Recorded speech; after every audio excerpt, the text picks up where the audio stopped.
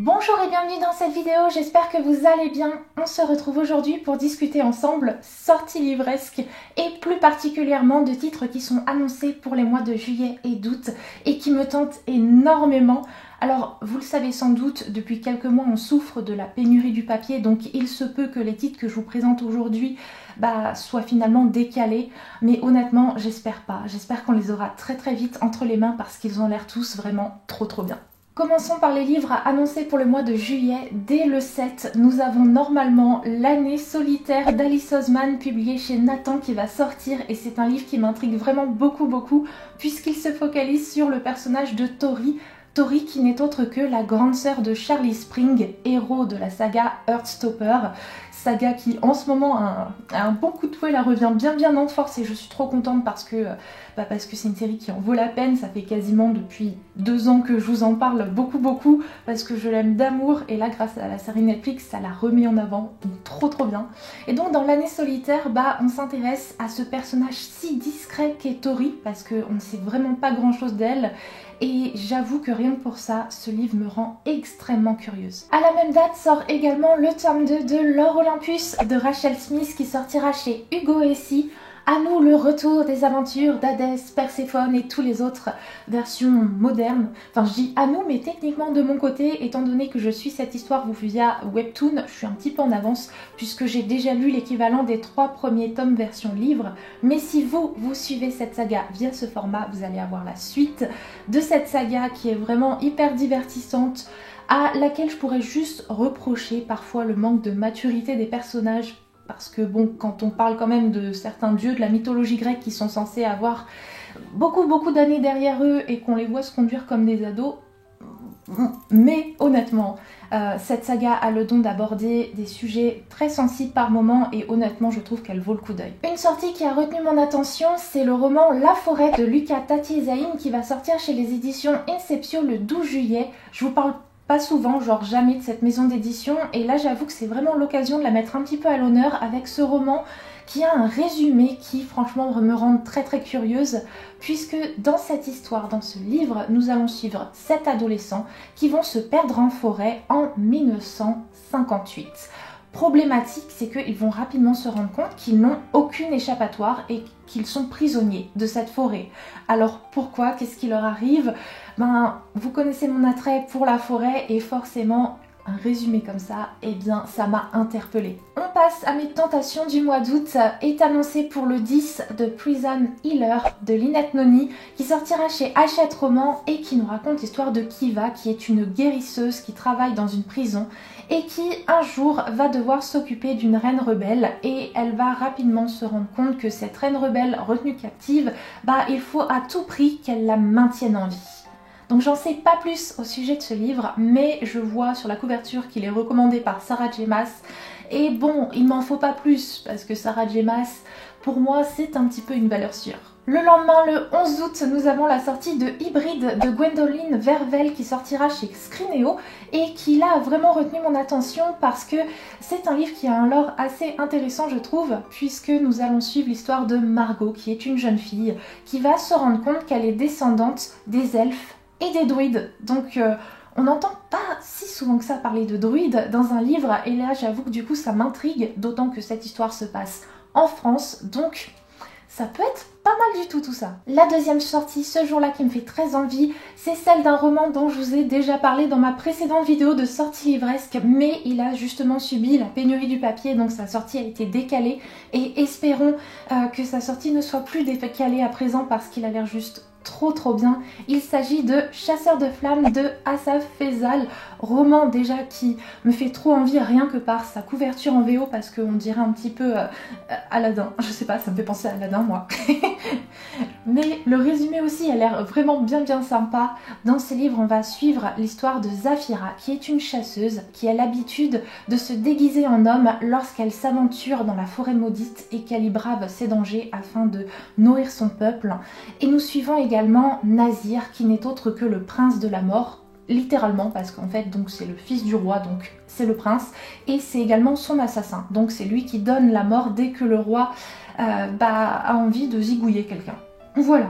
Et tous deux, Nazir et Zafira, vont devoir s'allier puisqu'ils vont se retrouver à la recherche d'un artefact perdu. Le 17 août vont sortir deux de mes tentations livresques. Tout d'abord, nous avons Lightfall, le tome 2, L'ombre de l'oiseau de Tim Probert qui sortira chez Gallimard. Donc la suite du premier tome de cette saga qui avait été un coup de cœur pour moi. Je vous en avais parlé dans mes top lectures de l'hiver. Ce premier tome, c'est une grosse bande dessinée qui nous raconte l'histoire d'une jeune fille qui va devoir partir à la recherche de son grand-père cochon. On est dans un univers de fantasy et pour retrouver son grand-père, cette jeune fille va devoir passer par de nombreux périples et vivre de nombreuses aventures. Et en fait, ce livre, cette histoire m'avait beaucoup touchée parce que au-delà de ce côté aventure, périple, il y avait vraiment tout un côté émotion humaine, angoisse, et du coup le mix des deux était super intéressant. Et puis en plus de cela, il y avait vraiment dans ce premier tome des illustrations magnifiques et je pense que ça va être la même chose dans ce tome 2, donc j'ai très envie de le lire aussi. À la même date, donc, nous avons également la sortie du roman Le Livre des Sœurs, le tout dernier, Amélie Nothomb, qui sortira chez Albin Michel et qui m'intrigue parce que Amélie Nothomb fait partie de ces auteurs-autrices dont je ziote toujours les sorties. Parce que lorsque j'étais ado, je lisais énormément les romans autobiographiques qu'elle écrivait. Je les adorais, j'adorais la lire et la voir se raconter. Je trouvais que c'était vraiment un exercice qu'elle faisait à merveille. Et depuis, j'attends un peu un autre roman autobiographique de sa part et je me dis que peut-être celui-là s'en sera un, parce que avec un titre comme ça, ça fait quand même penser à sa relation assez particulière avec sa sœur Juliette. Donc peut-être que ce livre-là est un roman autobiographique qui va parler de cette relation, ou alors peut-être que c'est un roman fictionnel qui va s'en inspirer. Si tout va bien, nous allons normalement avoir la sortie de deux romans chez les éditions de Saxus qui me tentent beaucoup. Le premier, c'est Blood and Honey de Shelby Mahurin, donc la suite de Serpent and Dove. Dans le premier tome de cette saga, on suivait Louise, une sorcière qui allait se retrouver contrainte à épouser Raid, un chasseur de sorcières, et forcément entre les deux ça faisait des étincelles. C'était pas tout à fait d'accord sur tout. Et bien là on va avoir la suite de cette histoire. Trop bien. On n'oublie pas la sortie du tome 2 de Crescent City, Maison du ciel et du souffle de Sarah J. Maas, publié chez les éditions de Saxus. Je sais que comme moi, vous êtes nombreux et nombreuses à avoir apprécié le premier tome. Moi perso, je l'ai lu il n'y a pas si longtemps puisque je vous en ai parlé dans mes top lectures du printemps. Vraiment, ce premier tome qui est dans un univers de fantasy si dense, travaillé, hyper bien développé, m'avait complètement conquise. Et puis les personnages, j'ai juste qu'une envie, c'est de les retrouver. Et là, c'est pour bientôt avec cette briquette que sera le tome 2. Enfin, comme le tome 1 d'ailleurs, c'est vraiment une saga de briquettes. Mais plus c'est long, plus c'est bon. Un autre roman qui m'intrigue, c'est bien Les Facétieuses qui sortira chez Sarbacane le 24 août. Il s'agit d'un roman de Clémentine Beauvais, autrice dont j'apprécie le travail, et dans celui-ci, elle va s'interroger sur la disparition des marraines et leur magie après la Révolution française, mais aussi sur l'identité de la bonne fée du prince Louis XVII. Donc Clémentine Beauvais qui va nous parler de Marraine la bonne fée avec sa plume originale, moi j'ai bien envie de voir ce que ça peut donner. Et enfin on prend cette information avec des pincettes, mais normalement est annoncé pour le 25 la sortie de Under the Whispering Door de T.J. Klune qui sortira chez les éditions de Saxus. Roman qui m'intrigue de fou, que j'ai trop envie de découvrir puisque l'été dernier j'ai eu un gros coup de cœur pour un autre livre de l'auteur, La maison au milieu de la mer céruléenne, qui est juste là, voilà.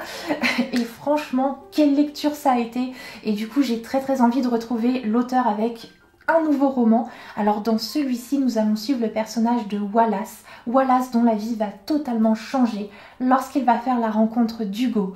Il va découvrir à ce moment-là tout ce qui manquait à sa vie. Mais ce roman, ce n'est pas une simple romance, puisqu'en fait nous sommes dans de la fantaisie, puisque ce livre raconte avant tout l'histoire d'un fantôme qui n'a pas envie de traverser, d'aller dans l'au-delà, et celle du passeur d'âme. dont il est tombé amoureux. Voilà, comme ça vous savez que cet été niveau sortie livresque on va être gâtés. Et encore je vous ai pas tout dit parce qu'il a bien fallu que je fasse une sélection pour cette vidéo. Mais vraiment, on en a de la chance. Sur ce, je vais vous laisser là. Je vais vous faire de très très gros bisous. Et je vous retrouve tout bientôt pour une nouvelle vidéo.